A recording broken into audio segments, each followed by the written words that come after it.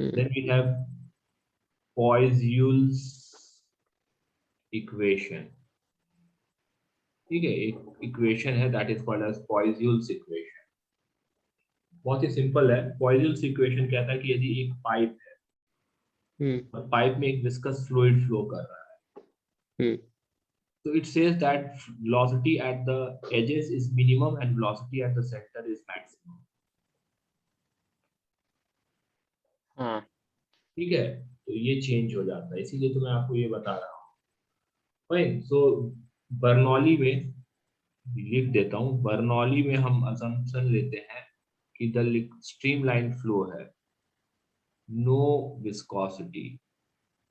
वहां पे कुछ भी विस्कोसिटी, इसीलिए लास्ट में विस्कोसिटी पढ़ा रहा हूँ कि unless and until it is mentioned in the question कि विस्कोसिटी है, आप उसे नॉन विस्कस लेंगे.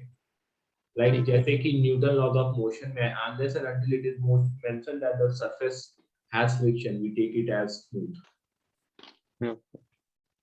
तो यहाँ पे सपोज इस साइड प्रेशर P1 है और इस साइड प्रेशर P2 है, and P is equal to P1 minus P2. Pressure difference across this is P1 minus P2. Then volume flow rate. Simply flow rate भी कहते हैं. मैंने बस लिख दिया था कि आपको समझ में आ जाए, इसलिए मैंने लिख दिया, नहीं तो मैं जनरली फ्लो रेट ही लिखता हूँ. So volume flow rate is given as pi PR4 upon 8 beta L, where L is the length of tube or radius is R. Got it? हाँ, ठीक है. तो बस ये इक्वेशन आपको याद रहे. This is the volume flow rate.